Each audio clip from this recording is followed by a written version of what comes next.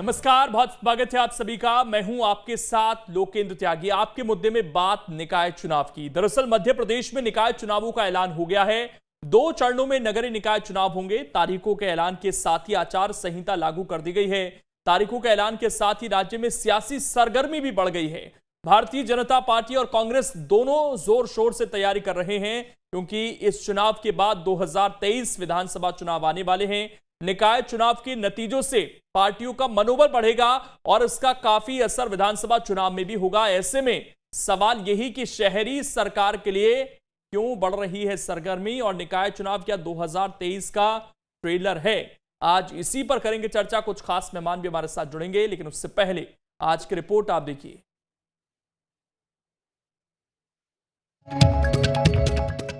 मध्य प्रदेश में पंचायत चुनाव का ऐलान पहले ही हो गया था और अब नगरीय निकाय चुनावों का भी ऐलान हो गया है। पंचायत और नगरीय निकाय चुनाव के ऐलान के बाद कांग्रेस और भारतीय जनता पार्टी जोर शोर से जनता को अपने पाले में करने की कोशिश में जुट गई है। प्रथम चरण का मतदान 6 जुलाई, द्वितीय चरण का मतदान 13 जुलाई। प्रथम चरण की मतगणना और निर्वाचन परिणामों की घोषणा 17 जुलाई और द्वितीय चरण की मतगणना और निर्वाचन परिणामों की घोषणा 18 जुलाई। पंचायत चुनाव बैलेट पेपर से तो नगरीय निकाय चुनाव ईवीएम से कराए जाएंगे और 18 जुलाई तक सभी चुनावों के नतीजे सामने आ जाएंगे।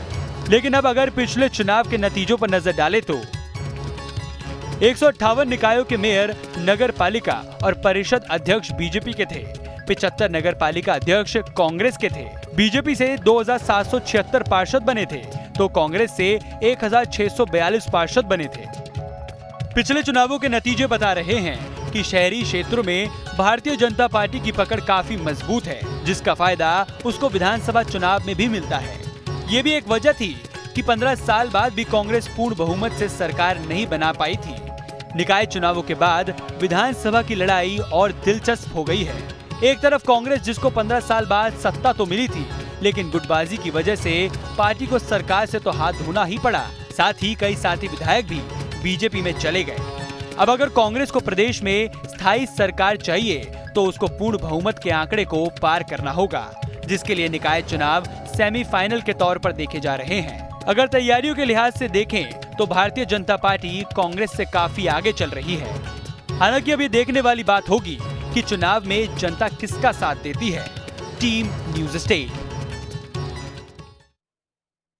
और चर्चा करने के लिए 3 खास मेहमान इस वक्त हमारे साथ जुड़ गए हैं। सबसे पहले परिचय करा देता हूं। राजेश सिरोठिया जी हैं, वरिष्ठ पत्रकार हैं। डॉक्टर अभय प्रताप सिंह हैं, नेता हैं बीजेपी के। और विक्की कोंगल जी हैं, प्रवक्ता हैं कांग्रेस के। आप तीनों का बहुत बहुत स्वागत है। अभय जी, चुनाव का ऐलान हो गया है, तैयार है पार्टी? पूरी तरह से तैयार है। आज बृहद प्रदेश कार्य समिति में पूरे प्रदेश भर के 1070 मंडलों के अध्यक्ष, पूरे 57 संगठन जिलों के जिला अध्यक्ष, जो जिला के पदाधिकारी, मोर्चा प्रकोष्ठ सभी आए थे।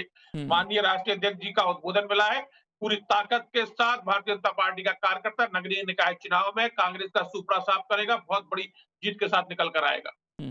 2776 पार्षद जीते थे पिछली बार आपके। 158 निकायों के मेयर, नगर पालिका और परिषद अध्यक्ष बने थे। 75 नगर पालिका अध्यक्ष कांग्रेस के बने थे। यानी कि पिछली बार जो चुनाव हुए थे, आप लोगों ने बहुमत हासिल की थी। ज्यादातर जगहों पर मेयर भी आप लोगों के बने थे। तो आपको लगता है कि जवाब भी आपको ही देना है जो मुद्दे हैं खासकर निकायों के, क्योंकि 2 साल से तो प्रतिनिधित्व भी नहीं है यहाँ पर निकायों में। गली मोहल्लों की समस्याएं, पानी की समस्या, साफ सफाई की समस्या, इंदौर भोपाल को छोड़ दें तो अन्य जगहों पर क्या काम हो रहे हैं, क्या गंदगी पूरी तरीके से दूर हो पाई है, ये सारी समस्याएं बनी हुई हैं सर। और 2 साल अगर जनप्रतिनिधि ना हूं तो आपको लगता है कि ये बड़े मुद्दे रहेंगे इस बार चुनाव में?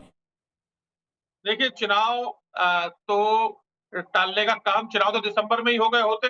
6 महीने चुनाव टल गए, इसके जिम्मेदार सीधी कांग्रेस है। कांग्रेस याचिका लगाई थी सुप्रीम कोर्ट में। भारतीय जनता पार्टी तो चुनाव कराने के पक्ष में, और अभी भी 16 की 16 नगर निगम भारतीय जनता पार्टी के पास रही है। और भारतीय जनता पार्टी के आगे भी भारतीय जनता पार्टी के पास ही पार्टी को जो है जनता का आशीर्वाद प्राप्त होगा। भारतीय जनता पार्टी की सरकार जब से आई है, तब से आप देख रहे हैं कोरोना काल में किस हाल में भारतीय जनता पार्टी की सरकार ने जब माननीय शिवराज जी मुख्यमंत्री बने, क्योंकि हाल में प्रदेश को इन्होंने सौंपा था, कोई इनकी प्लानिंग नहीं थी कोरोना को लेकर, लेकिन भारतीय जनता पार्टी ने आके पूरे प्रदेश को संभाला। इनके मुख्यमंत्री खजाना खाली है, नहीं, वो खजाना तो खाली है विधानसभा में जनता होते थे। तय कर लेगी सर। अभय प्रताप जी, यहाँ तो गली मोहल्लों की, पानी की, सफाई की ये समस्या बड़ी है ना, ये मुद्दे रहेंगे नहीं रहेंगे? नहीं तो ये और पानी को लेकर तो किस तरह का हाहाकार मचा अभी, ये आपने खुद देखा, और अभी भी मचा हुआ है कई जगह। मेंटेनेंस को लेकर कहीं कोई दिक्कत आई होगी, क्योंकि इस समय जो सीजन होता है, इस समय पानी की खपत बढ़ जाती है, और भारतीय जनता पार्टी ने ही चाहे भोपाल का मामला हो, नर्मदा से पानी लाने का काम किया भोपाल में। इसलिए कोई मेंटेनेंस कहीं अगर पाइपलाइन कहीं कोई दिक्कत आ गई है तो इस तरह की प्रॉब्लम्स आ जाती हैं, लेकिन उसको सॉर्ट आउट भी भारतीय जनता पार्टी की सरकार ने जल्दी किया है। विक्की खोंगल जी, किस तरह की तैयारी है? और आप लोगों के मुद्दे स्थानीय रहने वाले हैं, क्योंकि लोकल चुनाव है तो कम से कम लोकल मुद्दों पर बात हो। और आगे किस तरह की तैयारियां खासकर प्रत्याशियों को लेकर हैं और 16 नगर निगमों को लेकर हैं? क्योंकि कुछ दिन पहले ये बात जरूर निकलकर सामने आई कि अब युवाओं को मौका दिया जाएगा पार्टी के अंदर। ऐसे व्यक्ति जिन पर पद हैं ऑलरेडी, उनको दूसरी जिम्मेदारी नहीं दी जाएगी। लेकिन एक इंदौर का उदाहरण सामने आया, वहां पर आपने विधायक को उम्मीदवार अपना घोषित कर दिया एक तरीके से। तो क्या उन्हीं लोगों पर दाव लगाएगी पार्टी जो पहले से स्टैब्लिश हैं, या ये उम्मीद की जाए कि वो जो आप लोग फॉर्मूला लेकर चल रहे हैं कि नए लोगों को मौका देंगे, उस पर भी काम होगा? देखिए, कांग्रेस पार्टी की तैयारियां पूरी हैं। कांग्रेस पार्टी के प्रत्येक मंडलम, सेक्टर स्तर तक, बूथ स्तर तक कांग्रेस पार्टी ने जी जान से अपनी तैयारियां पूरी कर ली है। माननीय कमलनाथ जी के नेतृत्व में, उनके निर्देश पर हमारी टीम, हर एक हमारे प्रकोष्ठ मोर्चा की टीम, प्रकोष्ठों की टीम हमारी जिला स्तर पर ही नहीं, ब्लॉक स्तर पर, स्थानीय स्तर पर, हमारी मंडलम सेक्टर स्तर तक बन चुकी। जहां तक युवाओं की और नवागंतुकों की बात करें, ये वही कांग्रेस पार्टी है जिसने 2018 में सबसे ज्यादा युवाओं को मध्य प्रदेश में टिकट देने का कार्य किया। हमारा यूथ कांग्रेस का अध्यक्ष जो है वो विधायक है आज। हमारे तत्कालीन जो हमारा NSUI का अध्यक्ष है वो आज विधायक है। और सबसे ज्यादा युवा कैबिनेट अगर कोई थी तो वो कमलनाथ जी की कैबिनेट थी, इतिहास की सबसे युवा कैबिनेट। दुर्भाग्यपूर्ण बात यह है, भारतीय जनता पार्टी जो अपने मुंह से अपनी तारीफों के कसीदे पढ़ रही है, दुर्भाग्य सुनिए आज प्रदेश की जनता का क्या है। स्वच्छता सर्वेक्षण को लेकर जो केंद्र की अलग अलग टीमें आई, उन टीमों ने जब नगरीय निकायों का परीक्षण किया तो अलग अलग पैरामीटर्स पर, अलग अलग पैमानों पर जब परीक्षण किया तो 64 निकाय ऐसे थे मध्य प्रदेश के अंदर जिनकी स्थिति दयनीय और गंभीर स्थिति बताई गई थी। ये केंद्र की रिपोर्ट कह रही है, हम नहीं कह रहे। ये शॉकिंग है। ये बहुत ज्यादा, जैसे कहते हैं कि आज के समय में सबसे ज्यादा दुर्भाग्यपूर्ण है आज मध्य प्रदेश के लिए कि जिस पार्टी की सत्ता इस मध्य प्रदेश के अंदर विगत लगातार 17 सालों से 18 सालों से काबिज हो, वो पार्टी आज भी 64 ऐसे निकाय है। राजधानी भोपाल की बात कर रहा हूं मैं, जिसमें राजधानी भोपाल भी शामिल है, टॉप 3 में है।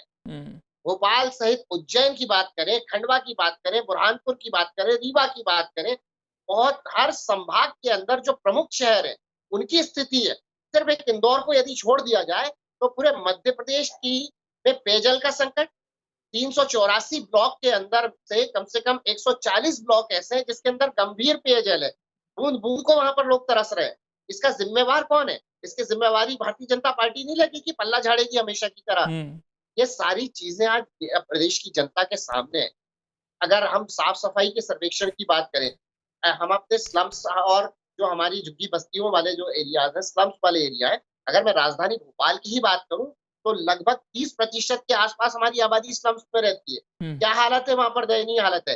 गर्मियों के आते ही पानी की समस्या, बारिश के आते ही जल भराव और ड्रेनेज की और सीवेज की समस्या। तो ये सारी समस्याएं आज मध्य प्रदेश की जनता रूबरू डेली बेसिस पे हो रही है।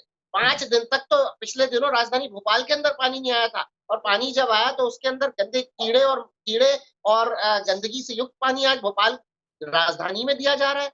नर्मदा जल की परियोजना की सैकड़ों घोषणाएं हो चुकी, लेकिन क्या आज उस नर्मदा जल भोपाल के प्रत्येक घर तक पहुंच पाया? नहीं पहुंच पाया। तो ये सारी बातें आज मध्य प्रदेश की जनता, राजधानी भोपाल सहित मध्य प्रदेश की हर निकाय की जनता आज डे टू डे लाइफ में फेस कर रही है। भारतीय जनता पार्टी इतनी आसानी से पल्ला नहीं झाड़ सकती। राजेश सिरोठिया जी, चुनाव का ऐलान हो गया है सर, और चुनाव 2 साल लगभग डिले हुआ है।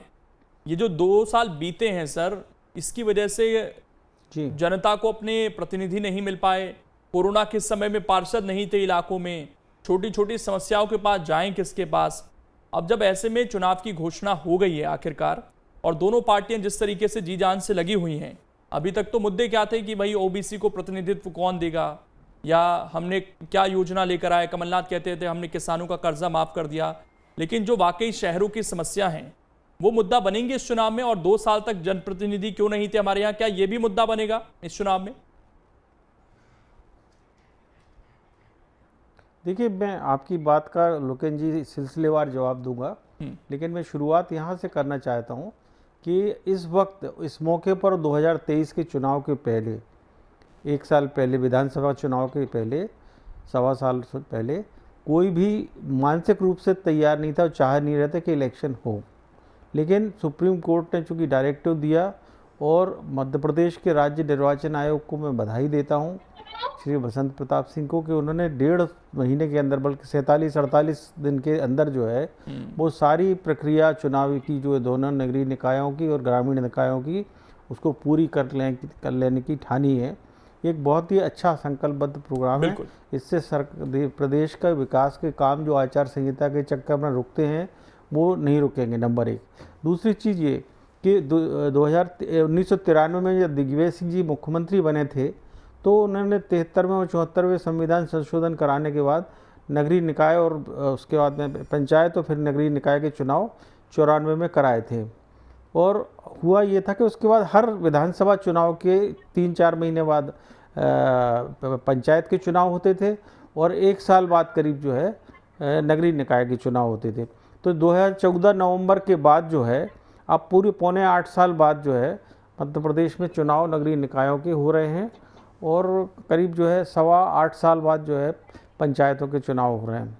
लेकिन अब बात आती है कि जो आपने मुद्दा बताया कि क्योंकि क्या होता है, इसके नुकसान सबसे बड़ा दोनों पार्टियों को ये दिख रहा है कि विधानसभा चुनाव होने तक तो क्या होता है कि आप असंतुष्टों को ये कह के थाम लेते हो कि आपको हम पंचायत में मौका देंगे, नगरीय निकाय में मौका देंगे, पार्षद में देंगे, नगर पालिका अध्यक्ष बना देंगे, मेयर बना देंगे। अब समस्या ये है कि दोनों पार्टियों के सामने कि पहले चुनाव हो जाएंगे विधानसभा के पहले, तो अब जो असंतुष्ट खेमे बनेंगे, कांग्रेस और भाजपा दोनों में चिंता रहेगी, वो जो है उसको 2023 में क्या रिफ्लेक्शन आता है, ये डर कहीं ना कहीं दोनों पार्टियों के अंदर है। लेकिन अभी दोनों प्रवक्ता, चूँकि चुनाव पर सुप्रीम कोर्ट का निर्देश था और चुनाव होना थे और राज्य निर्वाचन आयोग ने घोषित कर दिया, तो हमारे दोनों प्रवक्ता बंधु जो है बिल्कुल इलेक्शन मोड में आ गए और उन्होंने बिल्कुल सारी चीज़ें सुखाना शुरू कर दी। जहाँ तक चीज़ों का सवाल है, सबसे बड़ी बात यह है कि आज अगर इतनी ही खराब स्थिति मध्य प्रदेश के नगरीय निकायों की और ग्रामीण क्षेत्रों की होती, तो होता ये कि आपके चुनाव ही नहीं हो सकते थे। लेकिन क्योंकि ग्रामीण इलाकों में बारिश में सबसे बड़ी समस्या होती है वहाँ तक पहुँचने की, चुनावी अमले की। लेकिन सारे जगहों पर मुख्यमंत्री सड़क और प्रधानमंत्री सड़क योजना के तहत इतनी सड़कें बनी हुई हैं कि आप कल्पना नहीं कर सकते इस चीज़ की कि वहाँ पर जो है कि वहाँ जो है आप आराम से वहाँ चुनाव हो सकते हैं। नगरीय निकायों में निश्चित रूप से इस साल गर्मी बहुत ज़्यादा पड़ी और पेयजल संकट मध्य प्रदेश के कई शहरों में, कस्बों में और सभी जगह गहराया है। लेकिन इस कुदरत के कहर के आगे जो है शासन और प्रशासन बौना साबित होता आया है और हुआ है।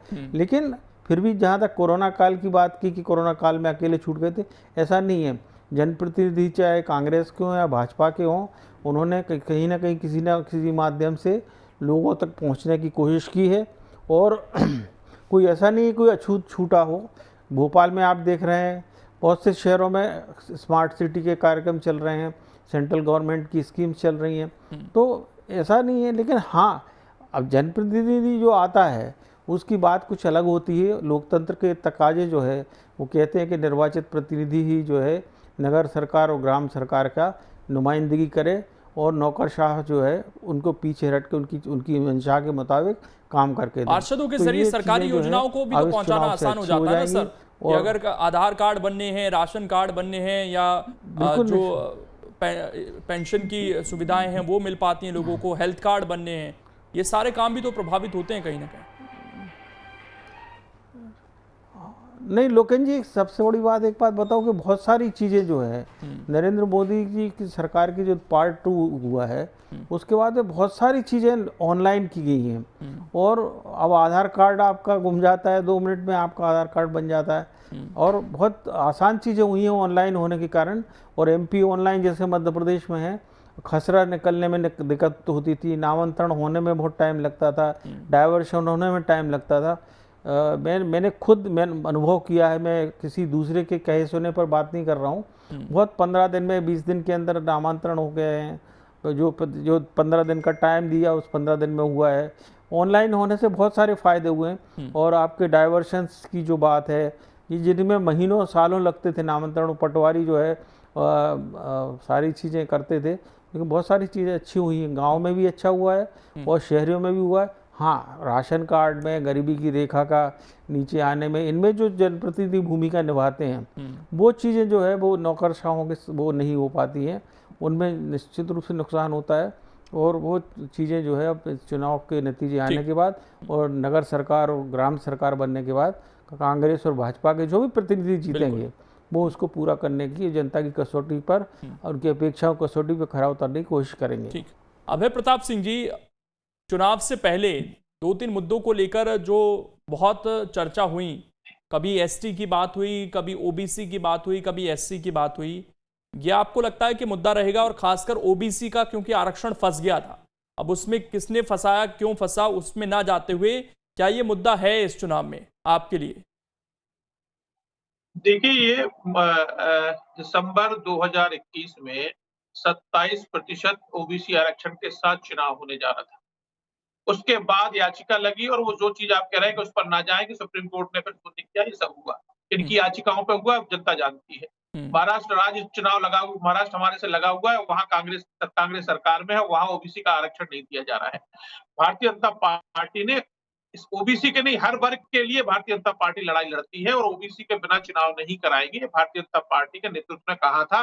और आज ओबीसी में मध्य प्रदेश में चुनाव हो रहे हैं। भारतीय जनता पार्टी पर कांग्रेस के प्रवक्ता आरोप तो लगाते हैं, इन्हीं के नेता कहते थे कि 1 रुपए दिल्ली से चलता है, 85 पैसे रास्ते में कहाँ खर्च हो जाते हैं, जानकारी नहीं लगती। आज मोदी जी ने, जैसा हमारे आदरणीय वरिष्ठ पत्रकार महोदय कह रहे थे कि रोड है, गांव में चुनाव हो सकते हैं, डिजिटल ऑनलाइन हो गया है, ये सब देन भारतीय जनता पार्टी की सरकार की है कि आज कोई बिचौलिया बीच में नहीं रह गए हैं। प्रधानमंत्री आवास शहरी में 5 लाख से ज्यादा मकान बनाए गए हैं, शहरी की बात कर रहा हूं मैं मध्य प्रदेश की आपको। और 5 करोड़ से ज्यादा लोगों को जो है प्रधानमंत्री गरीब जन कल्याण में राशन बांटा गया है। उज्ज्वला योजना में 80 लाख से ज्यादा बहनों को सिलेंडर दिए गए हैं शहरी क्षेत्रों में। आयुष्मान भारत में इलाज हो रहा है, one nation one ration card जो ऑनलाइन की बात आप लोग कह रहे थे, ऐसे 88 लाख परिवारों को पोर्टेबिलिटी के माध्यम से राशन दूसरे राज्यों में दिया जा रहा है। ये सब भारतीय जनता जल जीवन मिशन के अंतर्गत ओबीसी मुद्दा है नहीं है। मैं फिर उसके बाद कांग्रेस प्रवक्ता के पास जाता हूं। ओबीसी को क्या वो पर्याप्त प्रतिनिधित्व मिल पाया? जो बात कही जा रही थी कि कांग्रेस पार्टी आरोप लगा रही है कि 11 से 12% मुश्किल से मिल पा रहा है कुछ जगहों पर।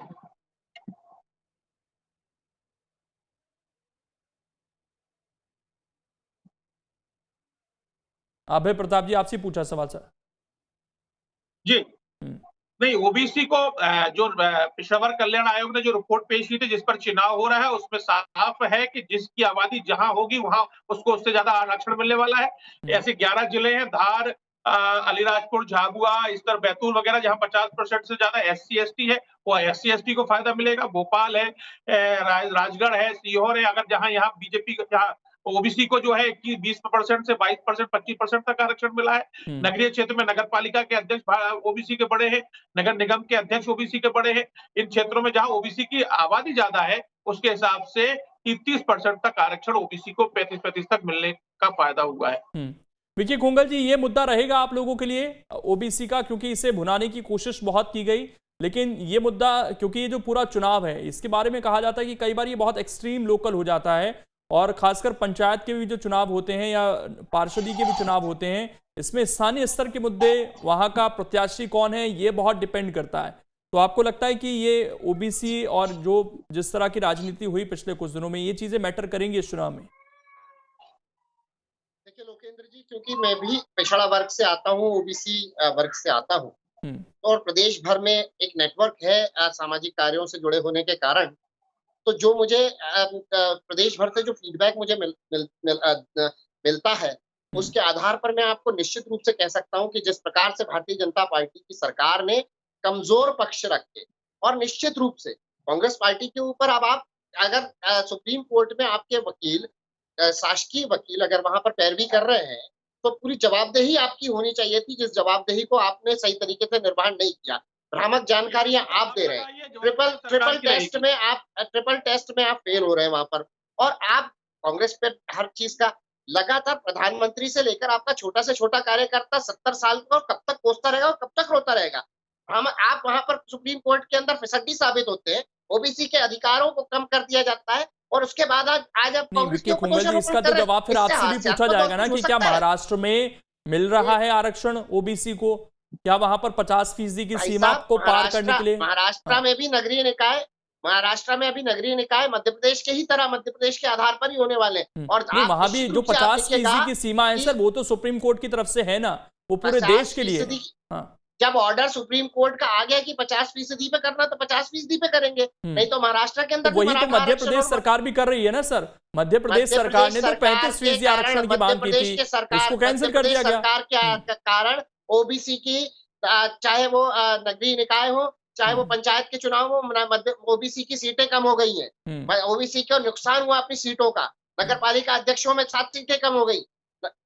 ये सारी चीजों में हमें ओबीसी को ठगने का काम भारतीय जनता पार्टी के ने किया हुआ है। अगर मैं मुद्दे पर आऊं, तो आपको मैं, जैसा कि मैंने पहले कहा है कि 99 में से 64 नगरीय निकायों की केंद्र की रिपोर्ट में अगर हालत खराब है, 16 में से अगर 10 जो हमारे नगर निगम है, उनकी हालत केंद्र की रिपोर्ट के अनुसार अगर जो है कमजोर और गंभीर स्थिति में बताई जा रही है, तो इसकी जवाबदेही भारतीय जनता पार्टी ठीक, वो जवाबदेही है। अगर उनके मेयर, उनके अध्यक्ष हैं, तो जवाबदेही जरूर है और वो जनता को उसको लेकर जवाब देंगे। ठीक, मैं राजेश जी कुछ कहना चाह रहे थे, राजेश जी अपनी बात रखिएगा। और एक सवाल मैं और जोड़ देता हूं इसमें, ये कि दोनों पार्टियों के लिए खासकर मेयर प्रत्याशियों को टिकट देना कितना आसान चुनाव से पहले, क्योंकि कई विधायक भी इस दौड़ में लगे हैं कि अगली बार नंबर आए या ना आए, इससे पहले मेयर बनकर सेफ हो जाए। तो आपको लगता है कि एक बड़ी कसरत दोनों ही पार्टियों के लिए इन 16 सीटों पर प्रत्याशी तय करने में होने जा रही है?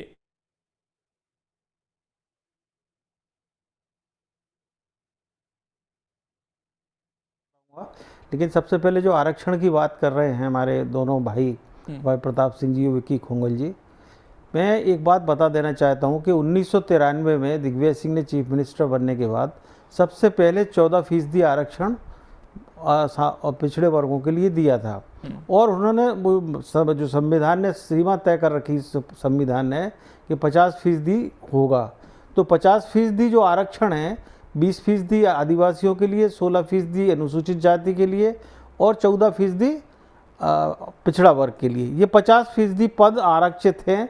बाकी जो 50% पद हैं वो सामान्य वर्ग के पद नहीं हैं, वो अनारक्षित वर्ग के पद हैं। अंडरलाइन की जाए मेरी इस बात को। और मैं आपको बताता हूँ, मेरी दिग्विजय सिंह जी से जब बात हुई, जब वो पहले चुनाव के नतीजे आए, तो मैंने उनसे कहा कि आपने तो 14% आरक्षण दिया था पिछड़े वर्गों को, लेकिन जो क्षेत्रीय उसके तकाजे हैं, क्योंकि जहाँ पर अगर कोई सामान्य वर्ग का व्यक्ति है और वो सीट जो है रिजर्व हो गई है ओबीसी की, वहाँ तो ओबीसी का जीता ही जीता। साथ में जो अनारक्षित सीट थी जहाँ पर कि ओबीसी का बाहुल्य था, वहाँ हर पार्टी को, चाहे कांग्रेस हो या भाजपा हो, उनकी मजबूरी थी कि वहाँ पर ओबीसी वर्ग के व्यक्ति को वो दें। तो सब जगह पर 50% से ऊपर ओबीसी के लोग जीतते आए हैं। आप पूरे आंकड़े उठा के देख लीजिए, मैंने बाकायदा एनालिसिस जब नई दुनिया में था, तब आउटलुक में था, तब सब छापा है लगातार। और 50%, 48 से 50% आरक्षण। अब मैं ये नहीं कहता हूँ कि आप मंडला, डिंडोरी या अलीराजपुर, धार, झाबुआ की आप गिनती करने लगो कि यहाँ ओबीसी क्यों नहीं आए। वहाँ तो जाहिर तौर पर SC ST ज़्यादा आएंगे, लेकिन बाकी जगहों पर अभी मेरे पास समय इतना ही, इसलिए मैं आपको रोक रहा हूँ। बिल्कुल पहले ही जीतते आए हैं। बहुत शुक्रिया आप सभी का समय देने के लिए और इस डिबेट का हिस्सा बनने के लिए। समय इतना ही है, लेकिन ऐलान हो गया आखिरकार चुनाव का, और अब देखना यही है कि कौन किस पर भारी पड़ता है। फिलहाल छोटा सा ब्रेक, खबरें लगातार जारी हैं।